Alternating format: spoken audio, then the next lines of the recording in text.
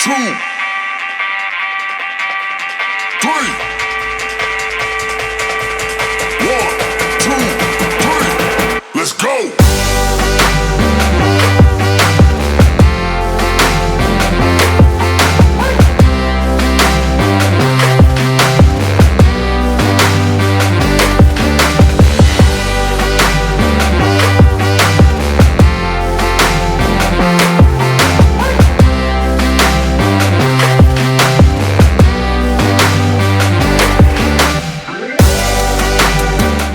Welcome to Teaching Crypto, a very special Friday episode. This is AZcrypto with MrFOMO. Please hit that like button. We're up to 36 subscribers. Let's get to 50 as soon as possible. Remember, ladies and gentlemen, as soon as we get up to 50 and then 100, MrFOMO is allowed to put more money in the market. That's his wife promised. And I think she's going to be watching this episode. So please, guys, let's bring those followers. If you know anyone, please share this channel because we're going to make you some money today, MrFOMO. We had a dip in the market, but I actually think for Quick Flip Friday, that's going to be pretty good. Yeah, I'm excited about today's show. I think we've got some good coins we're going to talk about. So I'm going to go first today, and I'm going to go with something that I really love long-term, but in the short term, I'm really loving the pricing, and that is eGold Elrond. We've talked about this one before. The tokenomics are very solid. Just a reminder to everyone that we are at 23.29 in circulation, max supply 31.4. Our market cap is sitting at a nice 3 billion. Nice number there. Our volume a little bit lower than normal, but 83 million.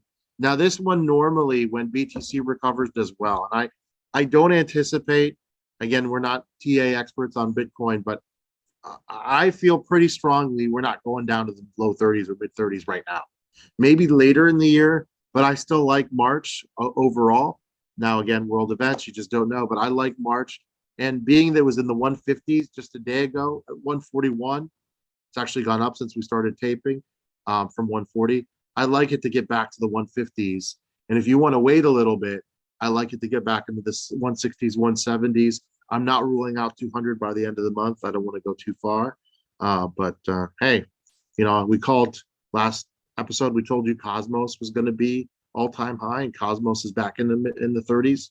So I like this one. I don't think it's getting to an all-time high anytime soon, but as a quick flip, if you want to hold on for a week, and BTC does recover, which I anticipate it will, and I think you do too, I think eGold's going to do very well. And you mentioned this as a long-term. You know that I like this as a long-term hold. It's one of the ones that I'm actually holding right now. I'd like to see it get above 200 or well above 200. A little wishful thinking there. But I'd like to pull that off the market. If I am going to pull it off the market, I'd like to see it pump a little bit this month. So I'm rooting for your flip right now. And Yeah, remember, you mentioned that circulating supply. We talked about eGold in a previous show, and we talked about there was about 1.7% of that overall supply that's never coming back. It was either ERD tokens or whatever. There was some other problem that people had just lost their keys or something. And but mostly it was just people that never converted their tokens. And so 1.7% of that isn't coming back either. And so really there's not 31 million there. There's less than that. And it's a smart contract platform, 15,000 transactions per second with a transaction cost of 0.001. They got ties. We talked about this to Miami, the mayor of Miami. I think they're in good shape long term. I love the max supply right now and the circulation being in 23 million. That's beautiful. And I this tends to do well when BTC does. And again, I anticipate BTC going back up to 44, hopefully fairly soon in the next few days. And I expect Elrond in the next 3 days to be well above. I mean, earlier this week is at 159, so 141 right now. I think it's a great get. And I think if you're trying to do a quick flip within a week or two, great coin to buy. So I'm confident in this one. Again, there's things that you could take a higher risk on with lower market caps, but I like where Elrond is tonight. Yeah, you got a good one for we it. saw what we thought was the floor at 111 just a few months ago. And so you're getting it a pretty close actually to the floor compared to all-time highs, which were pretty recent as well. I mean, it wasn't that long ago that eGold was up over 500. So it's a project November 17, 544. yeah. And so that's a project that I really like. They've got a lot of good things going for them, and I'd like them to get back above 500 at some point. Maybe not in the next 2 weeks. I think honestly for 500, we're talking about either some type of mini pump in 2023 or the next bull we anticipate in 2024. I do think that if you did get in and things went horribly wrong with BTC, I don't think you'd have anything to worry about, because I see this as $1,000 coin in 2024. Not ready to guarantee it just yet, like I did with the 500 Luna, but Luna's up here. We got to mention Luna every episode. Remember, that's now in our new contract. We get paid by YouTube. And eGold is slowly climbing up. It's one of my top coins. I've got Luna and VGX and BTC are high, but eGold for me, I think right now in the 100s, I see this as a 500 to 1,000 coin in the future. I think even if you get trapped in it, I think you'll be okay. I think you'll sleep fine. So I like that.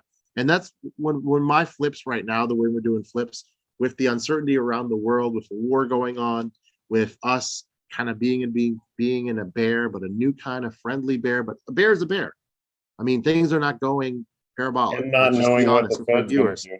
So if you do get caught, you want to get caught in something you know is going to be around. eGold's not going anywhere, and that has good tokenomics. So if you get caught in eGold, yes, you might be upset for a few months, but 2024, when it hits at 1,000, all that frustration is going to be gone. We've talked about before. For some coins, you got to be patient. So here, I'm going in on a flip, but if things go horribly wrong, I'm safe. So that is my rationale. I'm trying to position myself. If A happens, great. If it pumps, or if B happens, I'm okay. So you're taking a little bit of a bigger risk. As always, but still, MrFOMO rides again. But still a good coin to talk about that just got added on Voyager last night. So take it away and tell us about it. I love this coin. It's REN, REN. The price today was bouncing between 38 and 41. It's settling in the low 39s right now, with the market doing a little bit of a retrace. It's got almost a 400 million. It's at a 393 million market cap. And I almost had to double check. I wiped my eyes to see this 24-hour volume, but it's at 121 million for 24-hour volume, which is incredible for volume compared to market cap. The max supply is a little bit more than we like. It's at 1 billion, but it's not a quadrillion. It's not 4 quadrillion or 10 quadrillion like that token we were presented with by a buddy of mine the other day that we won't mention. Still hasn't subscribed. Unbelievable. Still hasn't. Unbelievable. Honestly, I hope he's listening, and I'm not going to lose any sleep if he loses his money. I hate to say it, but well, he'll figure it out. If he becomes a friend of the show, I will apologize. But right now, he's low on my list. I mean, whatever the opposite of Luna is, that's where that guy is to me right now. But sorry, continue. But REN is cross-chain integration of assets, and if you know anything about cross-chain, if you think about cross-chains, you're probably immediately going to think of Cosmos. And the reason Cosmos is able to run cross-chain or build multiple chains on one chain is because of the programming language Tendermint. And REN runs on a modified version of Tendermint, which allows that cross-chain capability. But REN is also, it also has something called REN Bridge, which allows the movement of value, which means you don't have to convert. Let's say you wanted to pay someone and they want BTC, but you only have ETH. Well, REN allows you to pay them in ETH because they're going to move the value and then convert it to BTC on the other end. And so that's one of the things that I really like about it.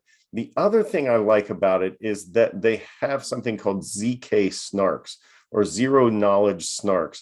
And what this is, basically, if you go to your, let's say you go to your morning coffee spot, you buy some coffee and a pastry, you pay with your crypto.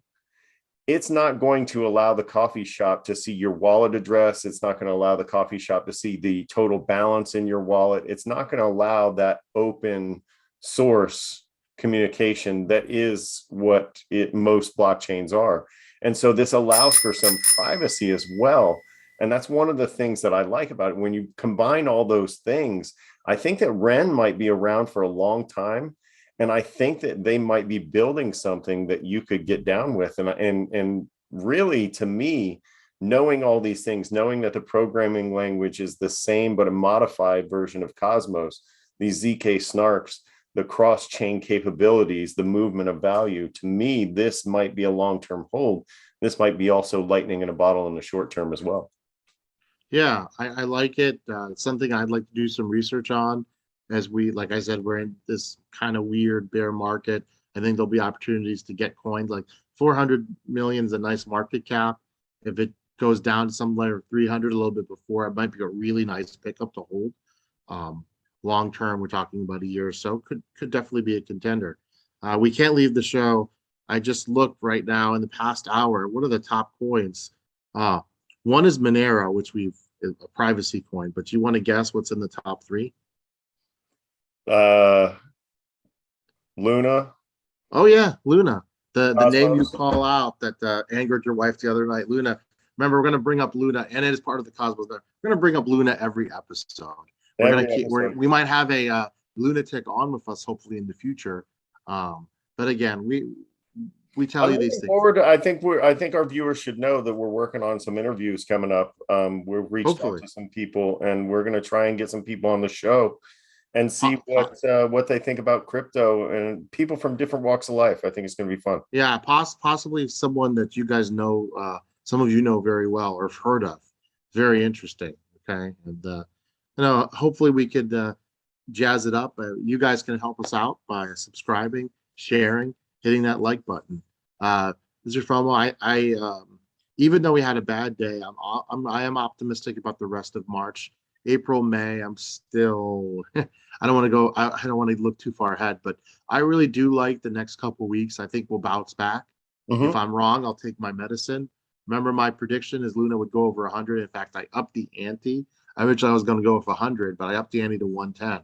So I'm going to need BTC to recover, because I don't think Luna's going to get to 110 if BTC's in the 30s. I've got my Luna to get to 110, and I've got my Cosmos, which had a decent day today. One of the few coins that actually went up.